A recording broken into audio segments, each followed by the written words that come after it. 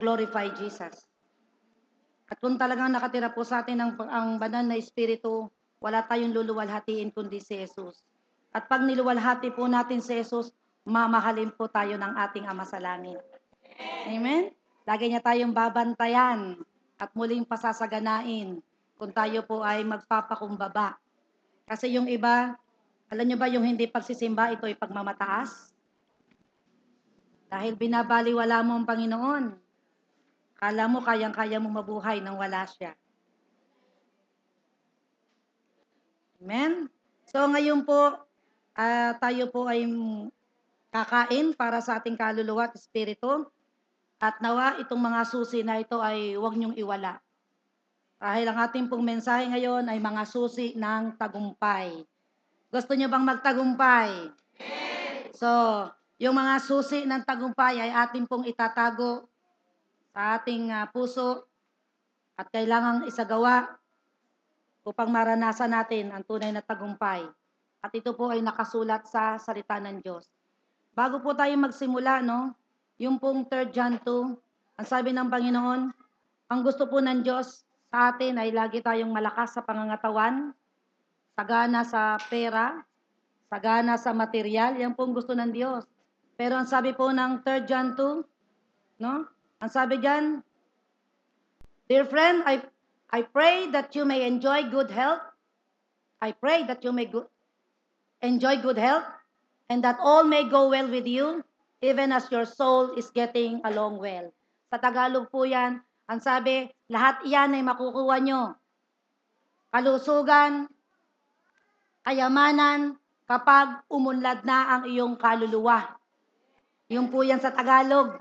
So ang gusto ng Diyos maging spiritual na ikaw ay umunlad. Bago ka daw niya bigyan ng malakas na pangangatawan at sagana sa lahat ng bagay dito sa lupa.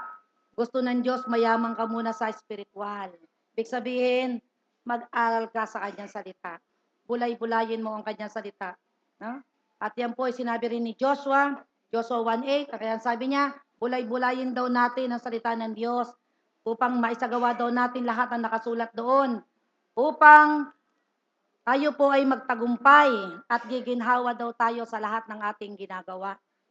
So, nasaan ang susi? Nasa salita po ng Diyos. Amen? So, tayo po ay manalangin. Ilagay po natin muli ang ating mga kamay sa ating puso at yung kaliwang kamay dito sa ating ulo. No? Humingi tayo ng bendisyon sa ating Panginoon, ng patnubay. Amang banal na makapangyarihan sa umagang ito, hindi po namin magagawang maunawaan ng iyong salita. Nais po namin, Panginoon, maunawaan ito sa tulong mo, banal na Espiritu. Kaya naririto po ang aking puso. Tulungan niyo po ako na tumaas ang aking pananalig sa mensaheng ito. At tulungan mo rin po ang aking ulo, ang aking isipan, upang maunawaan ko ang bawat salita na bibitawan mo sa akin ngayon. Ama, sa pangalan ni Jesus, balutan niyo po ako ng iyong banal na dugo. Lahat po ng aking mga kapatid na narito, Panginoon, pagpalain mo po silang lahat sa pamamagitan ng mensaheng ito. Sa pangalan ni Jesus. Amen and amen. Praise the Lord, no?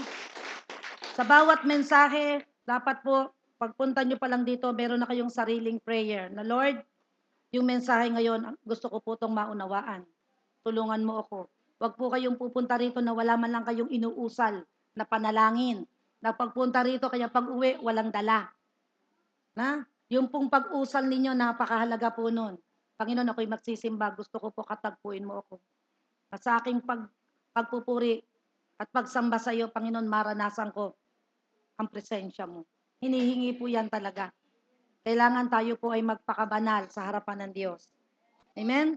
So mga susi ng tagumpay, pray and obey, tithes and offering. So yung tithes and offering, hindi nyo po pwede itong takbuhan. Dahil isa rin po ito sa utos ng Diyos. So nawa, magkaroon tayo ng revelation tungkol sa tithes and offering. Ako po matagal na po akong nakuha ang revelation na to. At ang Diyos po ay tunay na tapat sa kanyang pangako. Hindi po kami pinagkukulang ng Diyos.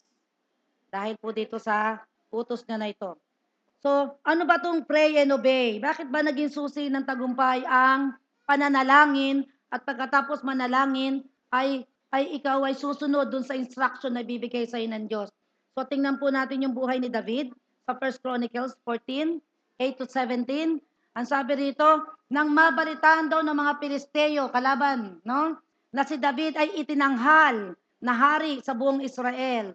Lumusob sila upang hanapin si David.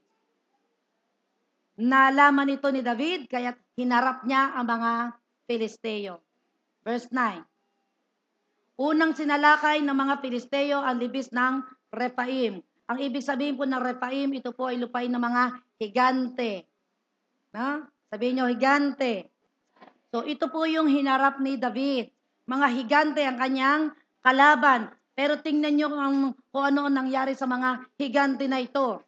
Verse 10, tingnan nyo, dahil may mga higante, merong nagbabanta ng masama kay David, merong kalaban, ibig sabihin po ng Pilisteo, sa buhay natin ngayon, ito po ay malaking problema.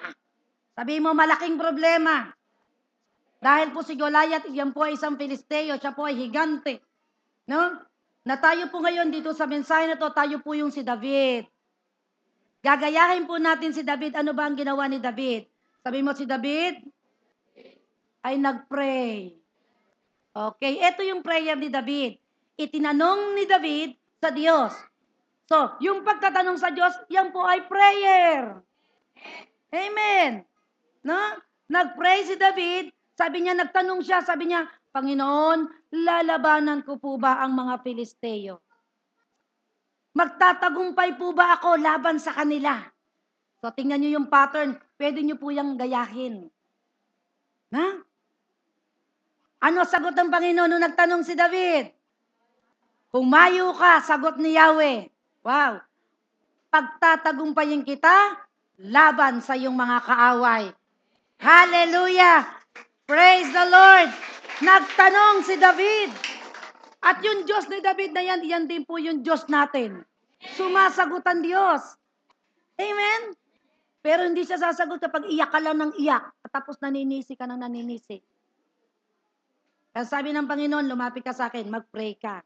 Kaya kanina doon sa 2 Chronicles chapter 7, di ba? Kung tayo daw ay lalapit sa Diyos, magpakumbaba ka. Ibig sabihin, huwag kang magmarunong. Na alam mo ng lahat ang gagawin sa problema. Ang sabi rito ni David, kaya siya binigyan ng tagumpay ng Panginoon, siya po ay nagtanong. Amen. Sige rito, may malaking problema. Yayabang nyo, wala kayong problema? Ayaw nyo umamin, ha? May problema tayong lahat. Diba? Ngayon, sinasabi sa atin ng Panginoon ng susi, na yung problemang iyan, bagamat kasing laki yan ni Goliath, ang sabi ng Panginoon, bibigyan kita ng tagumpay. Hallelujah! Pero magtanong ka muna para maibulong ko sa iyo kung ano ang gagawin mo. Ito po yung ginawa ni David. Amen? So, ang pinakasusi po sa tagumpay ay prayer. Kaya ang daming tamad mag-pray. Ayaw magtagumpay.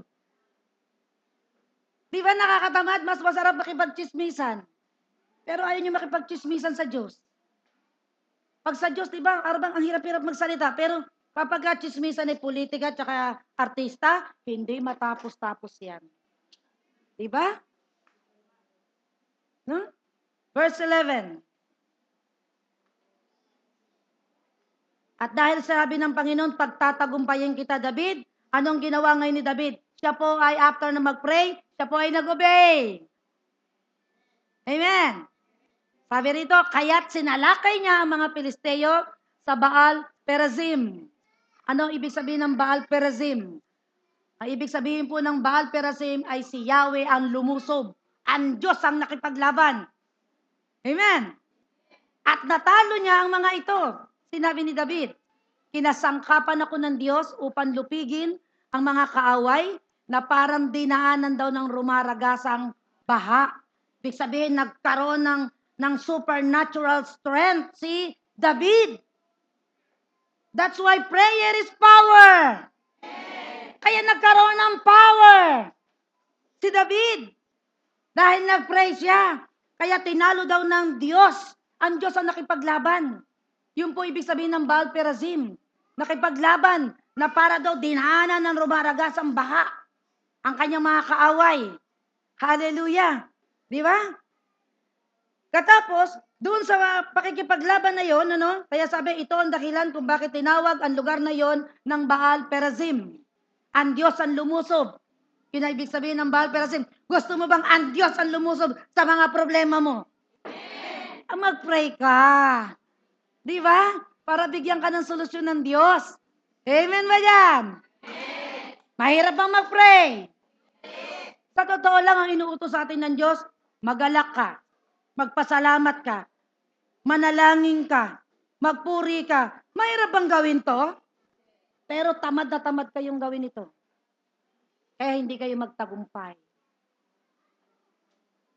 Amen? Sa totoo lang. Di ba? At ito nangyari dahil parang rumaragasang sinagasaan ng Diyos itong mga kaaway na higante. Kasi Pilisteo, malalaki po yan. Laki yan ng mga higante. Laki ito ni Goliath. Huh? Naiwan doon ng mga kaaway ang kanilang mga Diyos-Diyosan. At iniutos ni David na sunugin ang mga ito. Okay, ano ba ang ginagawa sa Diyos-Diyosan?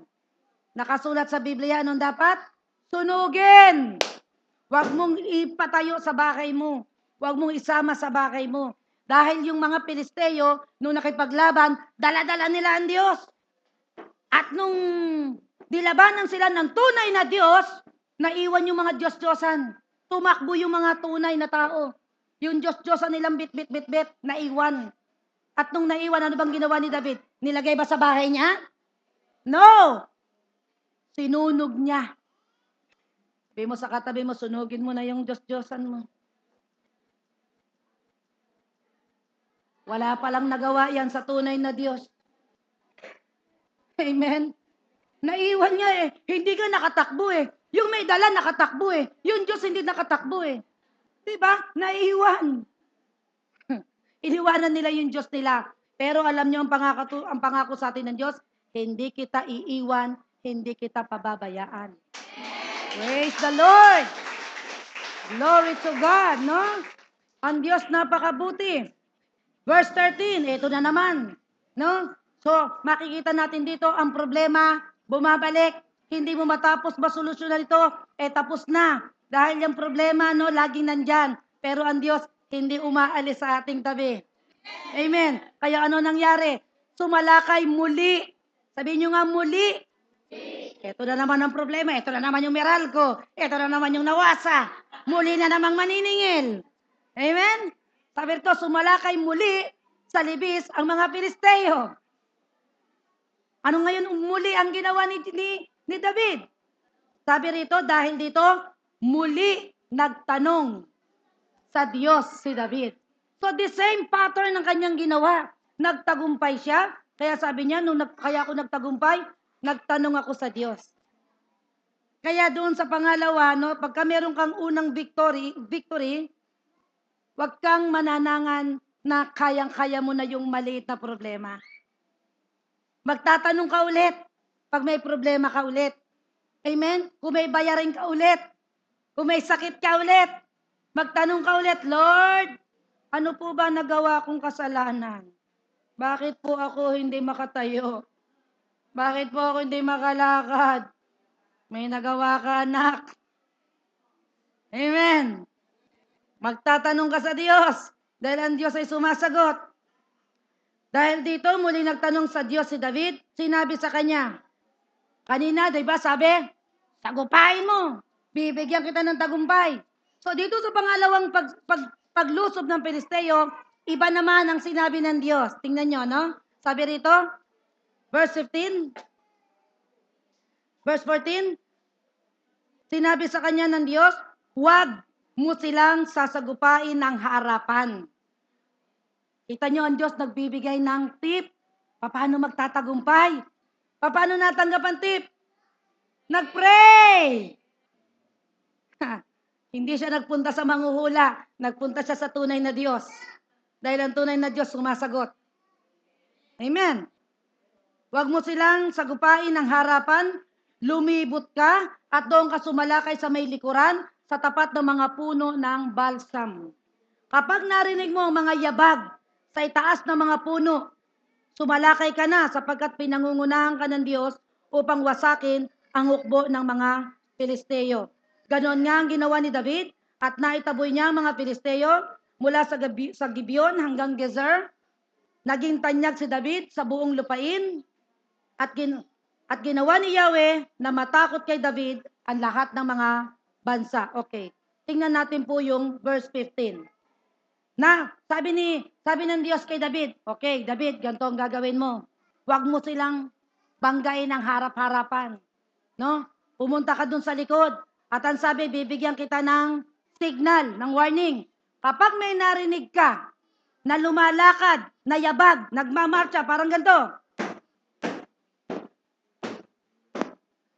Sa ibabaw ng puno. Bawa, ito yung puno. Dito naririnig ang yabag. Meron ba nun? Ibig sabihin, sabi ni Yahweh, pag narinig mo na yon, lumalakad na ang Diyos. Wah, wah, ha. Di ba? Ibig sabihin ng Diyos, pangungunahan na kita. Nauuna siya sa labanan. Pero ang Diyos-Diyosan ng Filisteo, naiiwan sa labanan. Amen. Ibig sabihin, binibigyan siya ng tip. Ibig sabihin, ando na ako. Sige. At sigurado ang Diyos, ang daming anghel na kasama. Kaya sabi, pag may narinig ka na nagmamarcha sa ibabaw ng mga dahon, hallelujah! Hindi dun sa lupa, sa ibabaw ng dahon.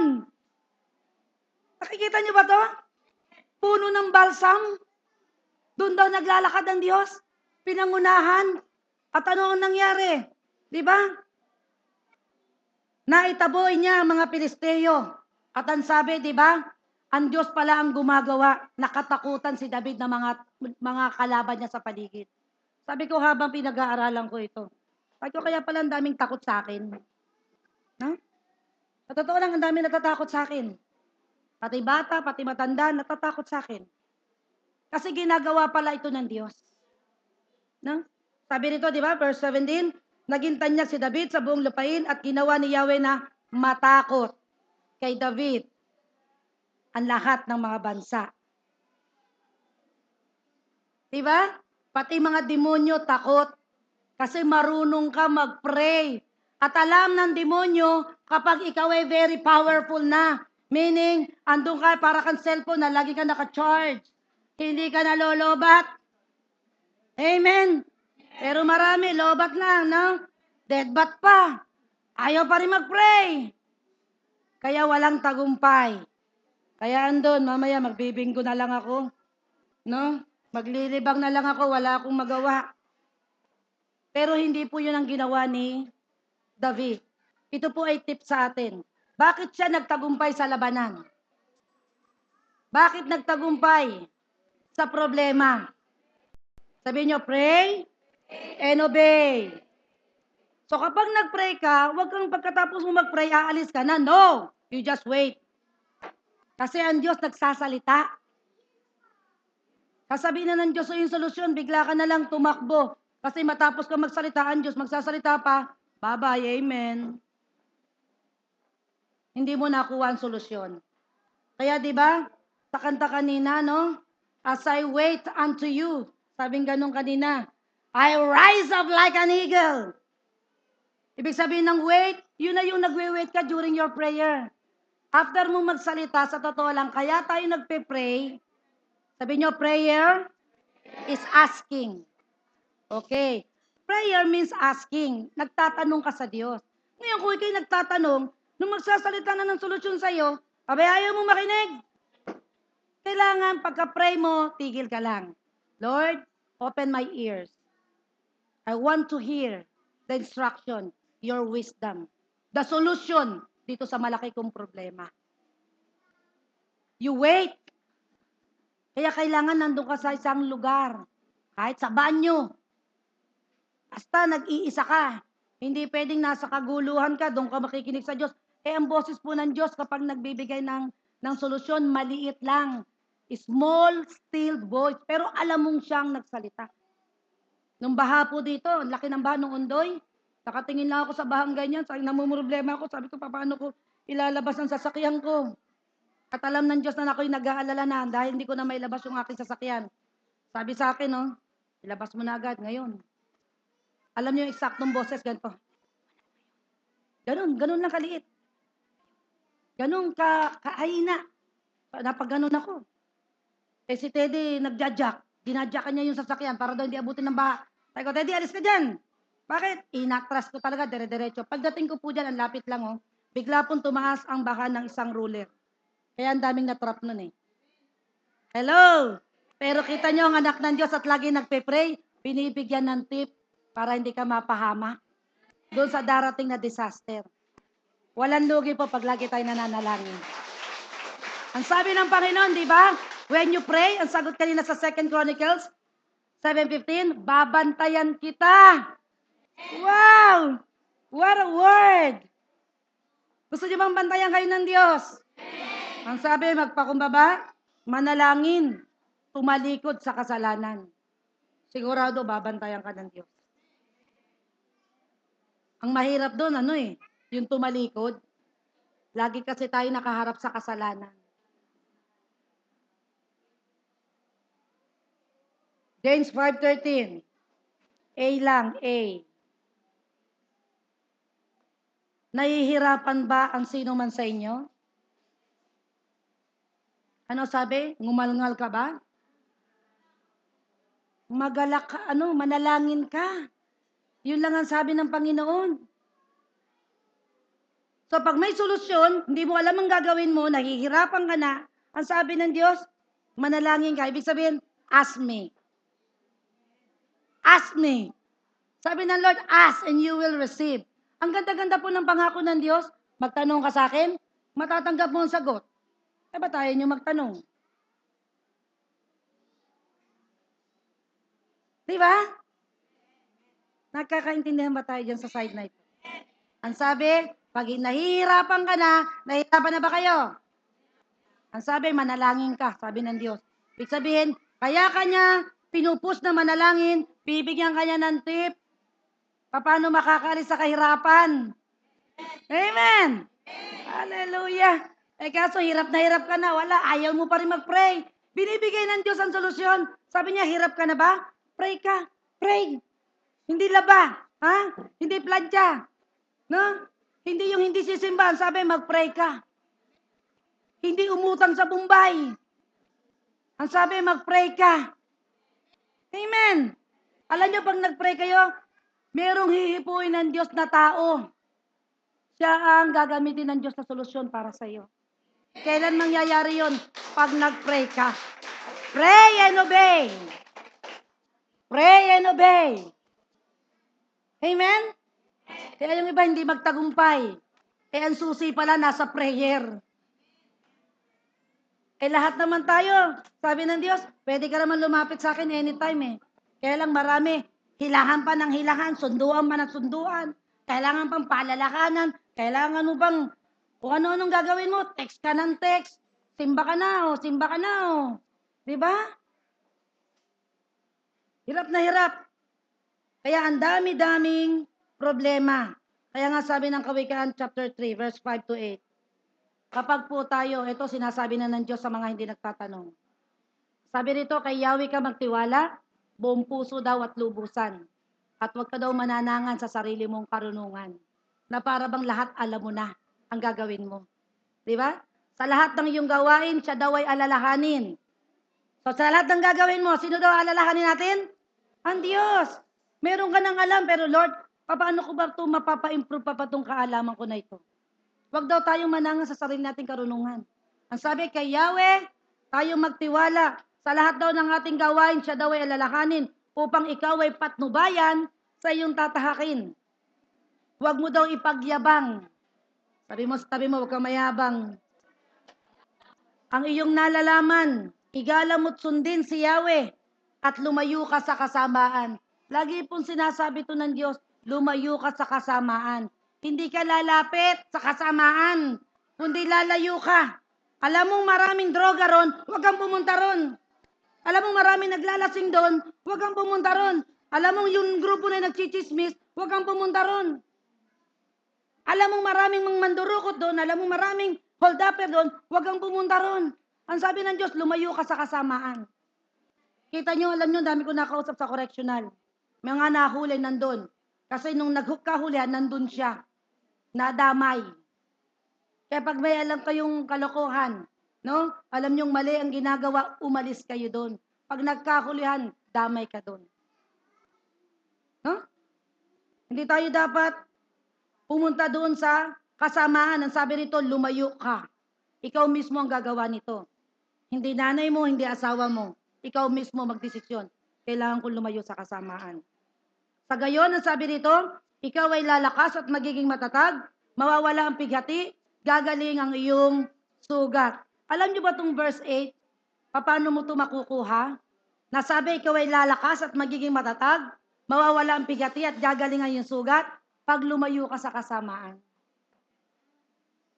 Ibig sabihin, hanggat ikaw ay nasa kasamaan, hindi ka lalakas, hindi gagaling ang iyong karamdaman. Kasi kaya ka may karamdaman ay dahil andun ka sa kasamaan. Amen po ba? Kumusta dyan sa likod? Nagkakaintindihan po ba tayo dyan? So kailangan nating lumayo talaga sa kasamaan para maranasan natin yung lakas, tatag, mawawala daw ang pighati, at ang sabi, gagaling ang iyong sugat, ang iyong karamdaman. Sinasabi naman ng Diyos kung ano yung reward niya. Kaya lang ang problema sa atin, ayaw nating paniwalaan yung pangako niya. Ang Diyos ba ay sinungaling?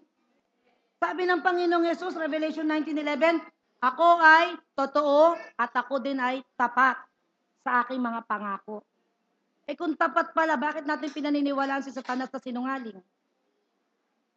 Ang salita po ng Diyos ay Biblia po. Lahat po ito totoo at mangyayari sa iyo kung matiniwalaan mo. Ang sabi ng Hebreo, yung mga taga-Israel na nakapakinig din po, pero hindi po nila napakinabangan ng kanilang napakinggan. Alam niyo po ba kung bakit? Hindi kasi sila naniwala sa kanilang napakinggan. So dawa hindi nyo danasin yon. Napakinggan ninyo, pero hindi nyo naranasan kasi hindi kayo naniwala. At paano mo nasabing hindi naniwala? Kasi hindi sinagawa. Amen? Okay. Punta po tayo sa tithes and offering. Marami kasi dito allergy sa tithes and offering. Nawa itong message na ito sa tithes and offering, ito ay maging breakthrough sa lahat. Meron pong sa akin bago ito, no? Itong bagong kapahayagan na binigay sa akin dito ng Panginoon. At nakita ko po ang bunga nito sa buhay ko at sa pamilya ko at sa mga kapatid kong nasa abroad. Salamat sa kanila na patuloy na nagtatapat sa pagbibigay ng ikapu dito. Pero i-encourage ko, mga kapatid ko sa abroad, I encourage you to give also offering. Dahil tithes lang ang binibigay ninyo. Dahil ang hinihingi ng Diyos, tithes and offering. No? So tingnan natin yung ano ba ibig sabihin nito. Sabi nito, verse 8. Malachi chapter 3, verse 8 to 10. Will a man rob God? Yet you have robbed me. But you say, in what way we have robbed you? Sabi ng ganon. Sabi rito, in tithes and offering. Sa Tagalog, saan ka namin ba pinagnanakawan, Diyos? Sabi ng Diyos, siya mismo sumagot, sa mga ikapunyo tsaka handog, pinagnanakawan niyo ako. At ang sabi rito, pinag-aralan natin, di ba yung rob? Ano ibig sabihin ng robbery? Ibig sabihin, halimbawa ako ang Diyos. Nandito ako, pero harap-harapan mong kinukuha yung pera ko. Kasi yung ikapu ay hindi po yan atin. Yan po ay sa Diyos. Kaya pag hindi nyo po ibinigay ang inyong mga ikapu, hino-hold up mo. Robbery ang iyong kaso sa Diyos, hindi sa akin. Amen? Sabihin mo naman, wala na nga ako masahing, magbibigay pa ako na ikapu. Ba naman church yan? Sa Diyos po kayo magreklamo. Dahil meron pong pangako, kaya tayo inuutusan. Ang bawat utos po, merong pangako. Merong reward. Ano po yung reward? Ang sabi rito, di ba? Verse 9 muna, sabi rito, you are cursed with a curse. Tingnan nyo po yung sumpa, dalawa. Dalawa ang sumpa mong makukuha kasi dalawa din yung ninakaw mo. Tithes and offering. Kaya you are cursed with a curse. So dalawang curse. No? For you have robbed me. Okay, sabi rito, for you have robbed me. Ang Diyos po nagsasalita. Ang sabi niya, ninakawan niyo ako. Harap-harapan. Robbery means harap-harapan. Ang theft, wala dun yung may-ari kapag kinuha mo yung gamit niya. Ulit, ang robbery, ang case po ng robbery, ang kaso ng robbery, nandito yung may-ari pero kinuha mo yung laptop niya, harap-harapan. Hindi ka na nahiya. Nandun ang may-ari, kinukuha mo yung kanyang pag-aari. Yun po yung ibig sabihin ng robbery. Kaya ang word dito ng Diyos, hindi sinabing you steal. Sabi niya, you rob. Ibig sabihin kasi, sa lahat po ng gawain ganito, nandito po kasi ang Diyos. Yung presensya niya po nandito. Amen? Sabi niya, for you have robbed me. So ang ninanakawan daw po natin dito ay Diyos. Hindi po ang church, hindi po ako, kundi mismo ang Diyos. Even this whole nation, ito po yung utos. Ang sabi nito, bring. So hindi mo iiwanan, hindi mo ibabay kung saan-saan. Ang sabi nito, bring. Dalhin mo. Ang alin, ang ikapu mo. Bring all that in the tithes into the storehouse. Storehouse is the church. That there may be food in my house, and try me now in this.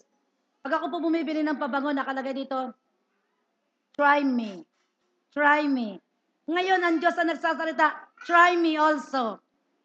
Kapag binigay mo yung tithes and offering mo, itry mo. Itry mo. Subukan mo lang, sabi ng Panginoon. Ano daw ang gagawin niya, says the Lord of hosts? If I will not open the windows of heaven and pour out for you such blessing, that there will not be room enough to receive it. Alam niyo ba kung ano yung blessing na wala daw sukat paglagyan? Tatanungin ko kayo, ito ba ay material? Ito ba ay pinansyal? May kausap ba ako? Ito po ay hindi material, ito po ay hindi pinansyal. Alam niyo po ba kung ano ito? Kasi, sabi rito, makinig, yung mga ito ay bagong kapahayagan, ano? Na gusto ko makatch ninyo ito. Sabi rito, if I will not open for you the windows of heaven and pour out for you such blessing that there will be no room enough to receive it. Kasi kung ito po ay pera o material, lagi kang pwedeng merong ihanda na lugar na pwede mong ilagay yon. Kita nyo si Napoles, ang pera, saan niya nilalagay? Sa bathtub. Ang daming pera. Kung ito'y pera, meron kang pwedeng paglagyan ito. Pero ang sabi rito, no room. There's no room enough to receive it. Ano kaya itong blessing na ito? Ang sagot po nasa Proverbs chapter 3, verse 9 to 10. Ito po yung sagot dito. Proverbs 3, 9, 10, sabi rito, honor the Lord with your possessions. Possession po is offering. And with the first fruit, and that is tithes, of all your increase. Verse 10, so your barns will be filled with plenty. Ano yung barns? Ang barns po, ito po ay storage, lalagyan. Ang sabi nito, and your vats will overflow with new wine. So mag-focus tayo dun sa vats will overflow with new wine. Ang vats po dito, ito po ay lalagyan ng storage of wine. Pakilagay nga. Vats means the Holy Spirit. New wine is the Holy Spirit, and vats means a storage of wine. So ano daw yung new wine? Okay, ulitin natin, parang hindi nyo na-catch. Sabi ng verse 10, so your barns will be filled with plenty, and your vats will overflow with new wine. Ibig sabihin nito, our body will overflow with the fresh presence of the Holy Spirit. Tagalog. Pakibalik nga ulit sa chapter 9. Pakigawan Tagalog. Sabi nito, honor the Lord with your possession. Pararangalan daw natin ng Diyos sa pamamagitan ng ating mga pera. Pag tayo po nagbigay ng pera, ng offering sa Diyos, at tapos hindi lang offering ang sinasabi, and with your first fruit, ibig sabihin pati tithes. So yung Proverbs at saka yung Malakay 3:10, pareho. Di ba? Parehong tithes and offering ang binabanggit. Ngayon, ito yung reward mo. Ang sabi rito, and your vats your body will overflow with new wine. Parang ganito, no? Ako po nagbibigay ng ikapu at handog. Kaya yung presensya mag-o-overflow po sa vats ko. Ako yung vats, ako yung body. No? Alin na mag-o-overflow? Yung Holy Spirit. Siya po yung new wine. Mag-o-overflow sa'yo. Bakit po kaya ganun? Dahil kanina sa Malakay chapter 3 verse 9 and 10, ang sabi ron, you rob me. Sa totoo lang, kayo ba sasama sa mga robbery hold up? Pero yung hindi nagta-tithes and offering, I'm sorry to tell you this, you rob God. Hino-hold up nyo ang Diyos ng harap-harapan. Alungkot, ano? Pero ito po yun. Kaya yung holy presence of God hindi sumasama sa inyo. Dahil hindi talaga sasama ang Diyos sa mga hold-upper, sa mga robbery, sa mga robbers.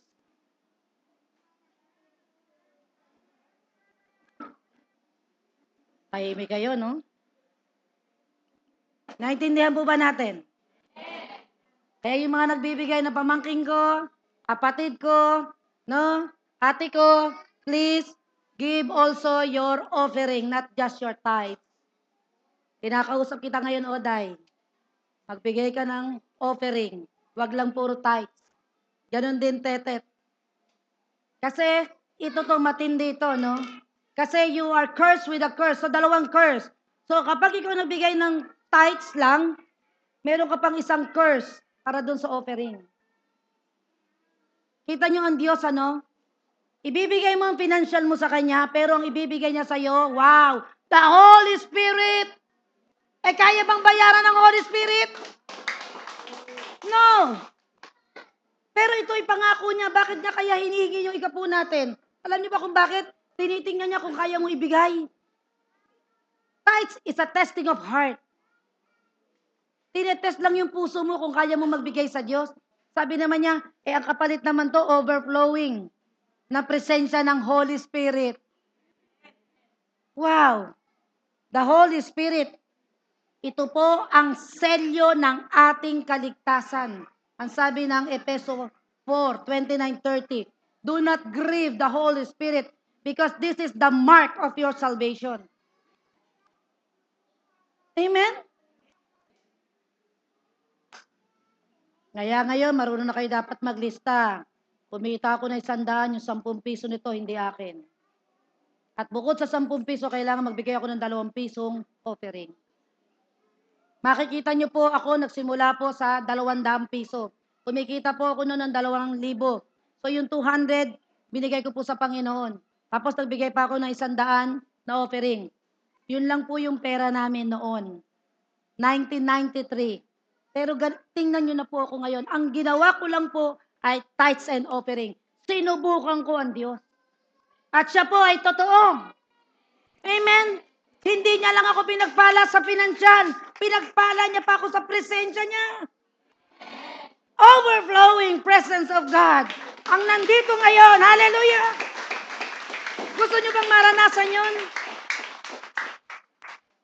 Hindi natin kayang bilhin o bayaran ang pabor ng Diyos at yung kanyang presensya at ang banal na Espiritu, hindi po yan binibili. Pero tinetest po tayo ng Diyos sa tithes and offering. Kung kaya mong ibigay yan. Kaya nga tingnan nyo ang Matthew 6:24, you cannot serve God and money.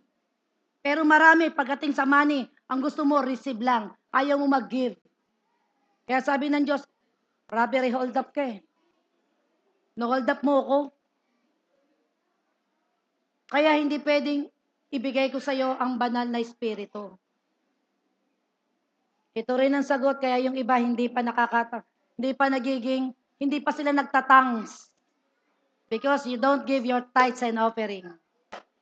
Hindi pa nag-overflow sa iyo ang Holy Spirit because you don't give what is due to God. Sa totoo lang, ang ikapupo at handog, hindi ko po yung kailangan. Kayo po ang may kailangan nito dahil kayo ang may kailangan ng banal na espiritu. Dahil ako meron na. I'm sure of that, no? Pero kayo, nasa iyo na nga ba ang banal na espiritu? Oh! Alam niyo kapag nasa inyo na ang banal na espiritu, ganito na kayo, hindi na kayo mahihiyang mangaral. At iba ka pag nangaral, may power. Because that is the power of the Holy Spirit. Amen?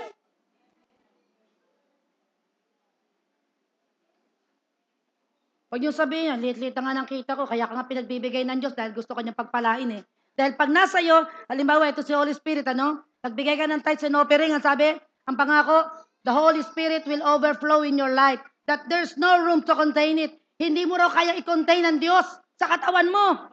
Kaya kakalat yan eh. Kaya may salvation kami nagagawa. May pabor na kumikilo sa buhay ko. Because of the Holy Spirit, overflowing power of God. Amen ba? Nakukuha niyo ba yung revelation dito? Because of giving tithes and offering, wag niyo pong pagkanulong inyong salvation. Kaya po maraming maliligtas. Natutuwa po ako, nagsimula na po kami sa CAA. Salamat po sa inyong pagdalo rito. No? Dahil, bakit sila pumunta doon? Hindi po dahil sa akin. Dahil po doon sa overflowing presence of God na dala-dala ko nung nandun ako sa CAA. Nadala-dala ko nung nandun ako sa Bonifacio. Kaya nandito sila ngayon. Amen! Praise the Lord! Kaya sasabihin mo, ba't ako wala akong madala? Hindi naman ako nagdadala ng kaluluwa. Ang Diyos na sumasama sa akin. Gusto ko lahat sa inyo mangyari yon, maging tapat po kayo sa ikapu at handog. Ang nangako po ay Diyos na makapangyarihan. Tingnan natin kung totoo to sa buhay ni Haring David. 1 King chapter 3. Tingnan nyo to, napakaganda po ng ginawa ni Haring Solomon. Ang sabi rito, mahal daw ni Solomon si Yahweh. So, sino nagmamahal kay Yahweh? So, gayahin natin si Solomon. Sabi rito, mahal ni Solomon si Yahweh at sinusunod niya ang mga tagubilin ng kanyang amang si David. Si David po ay nag-iikapo at naghahandog, no? Subalit, nag-alay din siya ng handog at nagsusunog ng insenso sa mga altar sa burol. Yung po nagsusunog ng insenso, yan po ay prayer. Yan po yung tawag sa Old Testament. No? Verse 4. Minsan daw pumunta si Solomon sa Gibeon upang maghandog, mag-offering. Tingnan nyo to ha. Sapagkat iyon ang pinakatanyag sa sagradong burol na kapag alay siya roon ng daang-daang handog na sinusunog. Verse 5. Ano ang nangyari after ng offering? Tingnan nyo po ito. Pag nag-alay nung araw, pagdating ng gabi, ito nangyari. Gusto ko mangyari din sa inyo to. Kinagabihan, samantalang siya ay naroon sa Gibeon, nagpakita sa kanya si Yahweh. Hallelujah! Hallelujah! Sa isang panaginip, at siya ay tinanong, ano ang gusto mong ibigay ko sa iyo? Sabihin mo. Gusto niyo bang marinig ang tinig ng Diyos na, anong gusto mo? Kailan nangyari yon? Nung nagbigay ng offering. Hello? Ang Diyos na binibigyan mo, napakayaman. Kaya sabi, nung binigyan daw ng daan-daan ni Solomon ng handog ang Diyos, sabi ng Diyos, pagdating ng gabi, nagpakita sa panagip, ano gusto mo, Entang? Pero, marami, nagsasabi sa akin, ang dumadalaw sa kanila, demonyo. Bakit? Kasi, hindi nagbibigay ng ikapu at handog. Pero pag binigay mo pala ito, si Yahweh mismo, ang sasama sa iyo at tatanungin ka pa, ano gusto mo? Wow! Ano ang hiningi ni Solomon? Verse 9, 10 and to 12. Ang sabi rito, bigyan po ninyo ako ng karunungan. Kailangan ko sa pamamahala at kakayang kumilala ng mabuti sa masama. Sapagkat sino po ba ang may kakayahang maghari sa napakalaking bayang ito? Tingnan nyo ang Panginoon. Verse 10. Dahil ito ang hiniling ni Solomon, sabi rito, nalugod si Yahweh. So nalulugot pala ang Diyos kapag ang hinihingi natin ay karunungan. Amen. So humingi ka ng karunungan sa salita ng Diyos. Malulugot sa iyo si Yahweh. At pag nalugot si Yahweh, ano ang ginagawa ni Yahweh? Verse 11 to 12. Ibibigay ko sa iyo ang hinihiling mo na karunungan. Bibigyan kita ng karunungan na walang kapantay. Pwede kang umasenso rito. Bibigyan ka niya ng imbensyon. Di ba? Bibigyan ka niya ng restaurant na ikaw lang ang may alam ng timpla na yon. Amen. Bibigyan ka niya ng negosyo na talagang ikagugulat. Bakit? Dahil nagkaroon ka ng one-time giving. No? Na talagang nag-offering ka sa Lord na talagang masakit sa'yo. Ang sabi rito, karunungang walang kapantay, maging sa mga nauna o sa mga susunod pa sa'yo. May kasunod pa dapat yan. Please. No? Alam niyo po ba ang nakalagay pa dyan? Ang sabi niya, hindi lang karunungan na hinihiling mo, ibibigay ko sa'yo. Meron pa pong kadukto niyan. Ang sabi dyan, yung kayamanan, karangalan, mahabang buhay, yan yung mga bonus mo. Wow! Ano lang ginawa? Nag-offering. Kailangan ba ng Diyos ang pera? No. Ang kailangan dito, matest ng Diyos yung puso mo na kaya mong ibigay ang buhay mo sa Kanya dahil ibinigay ng Diyos ang buhay niya sa atin. Ikaw na tinubos, ba't hindi mo naman ibigay kung anong meron ka? Hindi ko po kailangan ng pera ninyo. Ang gusto ko rito, lahat kayo yumaman. Lahat kayo ay umapaw ang presensya ng Diyos sa inyo. Dahil totoong hindi sasama pala talaga ang Diyos sa mga magnanakaw. Masakit pakinggan, pero kailangan nyo pong malaman ito. Amen. Nakasulat po. Gusto nyo bang yumaman? Magbigay ka. Ako yun lang pong ginawa ko. Ayan, alam ng nanay ko, 1993. Nagtitinda lang po ako ng kwek-kwek. Totoo po yan. Nagtitinda kami ng bagoong ng nanay ko. Nagtitinda kami ng gulay sa Alabang. Pero ngayon, lahat po ng mga kasamahan ko, nandun pa rin sila. Ako malayo na ang agwanta ko sa kanila. Dahil yung susi, hindi ko binitawan yung ikapu at handog. Hallelujah! Yung pray and obey. Yung ikapu at handog. Itinago ko po yung susi na yan. Hindi ko po yan binitawan sa buhay ko. At nakita ko, no, alam nyo ba, ngayon ko lang nalaman ang revelation na ito. That the overflowing presence of God, ito pala yung blessing na sinasabi sa Malakay 3:10. I will open the windows of heaven. I will pour out the Holy Spirit that there's no room to contain it. Amen mo ba? Wow! Palakpakan natin ang Diyos! Glory! Please do it. Huwag kayong tumingin sa ano nyo. Ang gustong makita rito ng Diyos, magtiwala ka sa Kanya. Alam niya na walang matitira sa iyo. Alam niya kung ano ang buhay mo.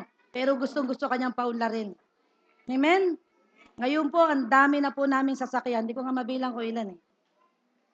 No? 40, parang 8. No? Pero dati wala po kami niyan kahit na isa. May bahay, nag-asawa po ako ng mayaman. Hallelujah.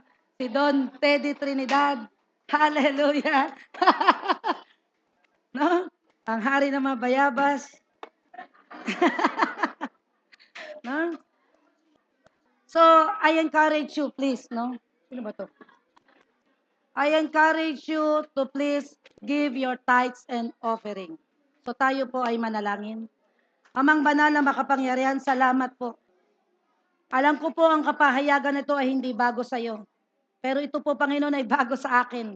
Bago sa aming lahat.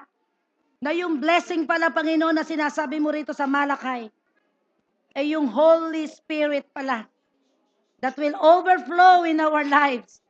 We thank you, Lord, O God, for this wisdom. Thank you, Lord, for this revelation. Ipinapanalangin ko po sa iyo, Panginoon, at pinakikiusap na ang mga nakarinig ng mensaheng ito, Panginoon, bigyan niyo po sila ng strong desire na isagawa rin ang lahat ng ito. Sa pangalan ni Jesus. Amen and amen. Praise the Lord. So ngayon, ihanda po natin mga ikaput handog para sa Panginoon.